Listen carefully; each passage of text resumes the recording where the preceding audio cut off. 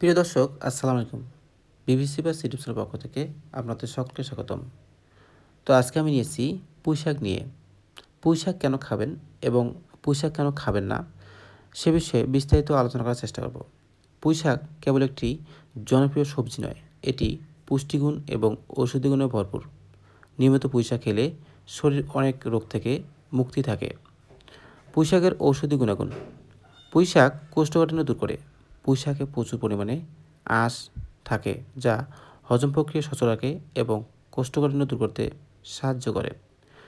এতে রয়েছে প্রচুর পরিমাণ ভিটামিন এ এবং সি, যা চোখের স্বাস্থ্য ভালো রাখে এবং রাতকানা রোগ প্রতিরোধে সাহায্য করে। পুঁইশাক হাড় মজবুত করে। ক্যালসিয়াম ও ম্যাগনেসিয়ামের উৎস হয়, এটি হাড় ও দাঁত মজবুত করতে ভূমিকা রাখে। এতে থাকা আয়রন শরীরে রক্ত স্বল্পতা দূর করে এবং হিমোগ্লোবিনের মাত্রা বাড়ায়। পুঁইশাকের অ্যান্টিঅক্সিডেন্ট ত্বকের সজীবতা বজায় রাখে এবং বলিরেখা দূর করতে সাহায্য করে। পুঁইশাক শরীরের প্রদাহ কমায়।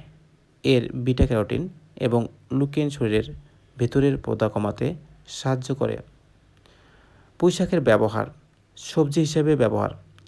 সাধারণত ঝোল বা ভাজি করে খাওয়া হয়, তবে অতিরিক্ত পুষ্টি পেতে খুব বেশি সময় ধরে না সেদ্ধ করাই ভালো। ব্রণ ও ত্বকের সমস্যায় পুঁইশাকের পাতা পিষে ব্রণের ওপর প্রলেপ দিলে দ্রুত উপশম পাওয়া যায়। শরীরের কোনো অংশ সামান্য পড়ে গেলে পাতা থেতলে লাগালে জ্বালাপোড়া কমে। যেসব রোগে পুঁইশাক খাবেন না। পুঁইশাক অত্যন্ত উপকারী হলেও কিছু শারীরিক অবস্থায় এটি এড়িয়ে চলাই উচিত।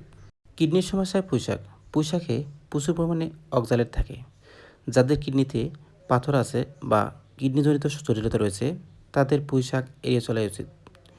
গিটেবাত, যাদের রক্তে ইউরিক অ্যাসিডের পরিমাণ বেশি বা যারা গিটেবাতের সমস্যা ভুগছেন, তাদের জন্য পুঁইশাক ক্ষতিকর হতে পারে।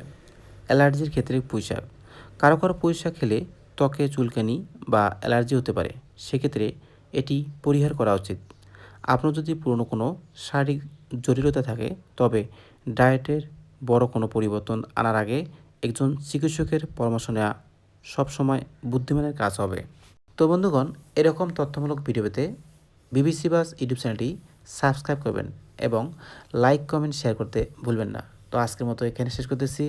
আল্লাহ হাফেজ।